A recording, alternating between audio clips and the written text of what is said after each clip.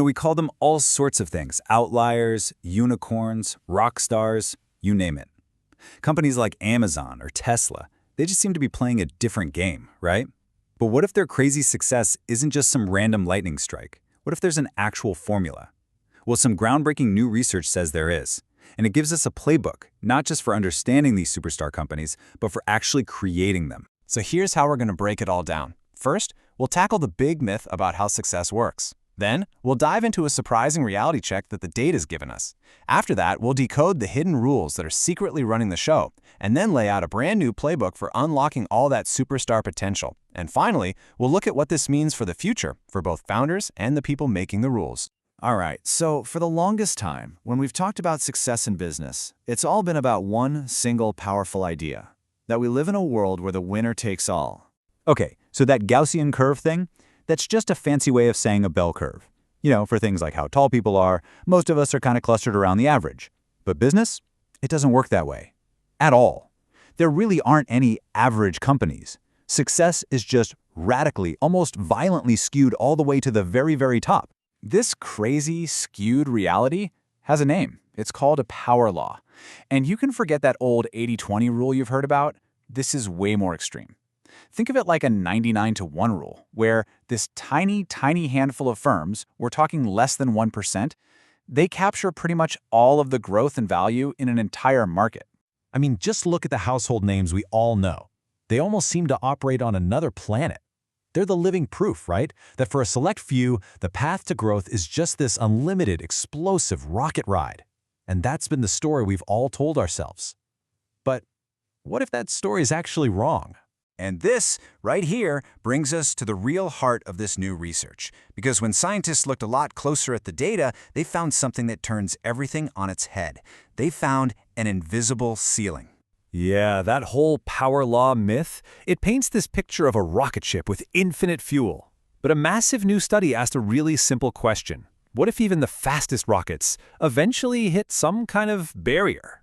And to answer that, the researchers went big. They analyzed something like 22,000 different companies, everything from brand new startups to the fastest growing private firms out there, in what has to be one of the most comprehensive studies of its kind. And what they found was fascinating. For revenue, it wasn't a pure power law at all.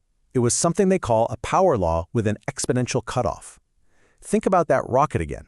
It launches incredibly hard, but then, bam, it slams into an invisible ceiling and its climb slows way, way down. And for employee growth, a totally different curve, a lognormal one, like a really steep climb that just gradually flattens out. The story of unlimited growth, it was a total myth. The numbers were just overwhelming. In almost every single sample they looked at, those pure power laws, that idea of infinite growth, they were basically a statistical ghost. The conclusion is pretty much inescapable. There are hidden systemic limits holding back even the most successful companies out there. Okay, so if growth isn't unlimited, what is actually going on here? To figure that out, we need to decode what the data is telling us and uncover the hidden rules of success. Scientists have a name for these hidden rules. They call them generative mechanisms. And I love this analogy. Think of them as the invisible physics of business, right? Like gravity. You can't actually see the force itself, you only see its effect. These mechanisms are the forces shaping the growth curve of every single company. And here's the key idea. The shape of the data is the clue. It's the treasure map. A pure power law, that straight line going up forever, suggests one set of rules, unlimited growth. But a curve that suddenly cuts off, that points to a totally different game with a whole different set of rules. Let's look at this. A pure power law is that unconstrained rocket. But that power law with a cutoff, the one they found for revenue, that's the rocket hitting a ceiling. It suggests there are outside forces, like regulations, putting a cap on growth. And the lognormal curve they saw for hiring, that's more like climbing a steep mountain that flattens out near the top because growth just gets more and more complex. Different shapes mean different physics are at play. So, if we know there's a ceiling, and we're starting to understand the rules that create it, the big question is, how do we break through? This is where we get a new playbook for unlocking that potential. First up, you have to shape the environment. Let's be honest, trying to predict the next superstar company is basically impossible. So instead of trying to pick winners, the playbook says to focus on creating a garden where more stars can grow.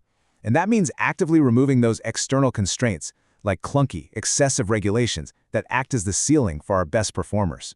Second, amplify engagement. Growth is all about positive feedback. The researchers call it preferential attachment, but really it just means success breeds more success. An early win attracts more talent, more funding, more customers, which leads to even bigger wins. So the playbook says you need to spark these interactions with customers and investors as early as humanly possible. That feedback, it's literally rocket fuel. Third is combining endowments.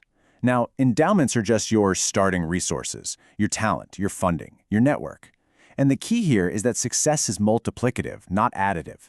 A 10 out of 10 team with 10 out of 10 funding doesn't give you a 20, it gives you 100. When you combine outlier inputs, you get truly outlier outcomes. And the final play? Fueling expectations.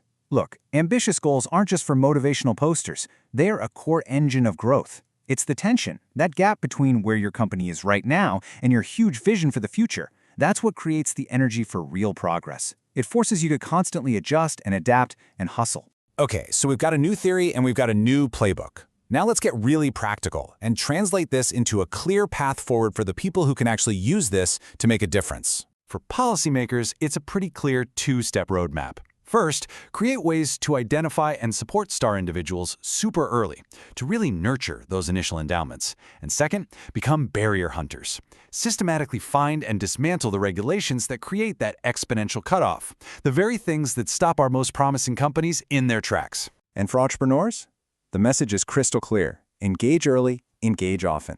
The research even points to this idea of prototyping, basically testing your idea with real people before you even build a thing. This is how you kickstart that positive feedback loop. It's how you listen, adjust, and build the momentum that's going to fuel that rocket.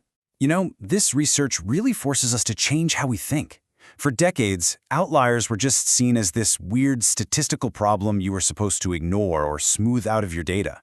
But this shows they aren't the problem. They are the entire point. They are conceptually salient. We have to stop explaining them away and start building our theories around understanding them.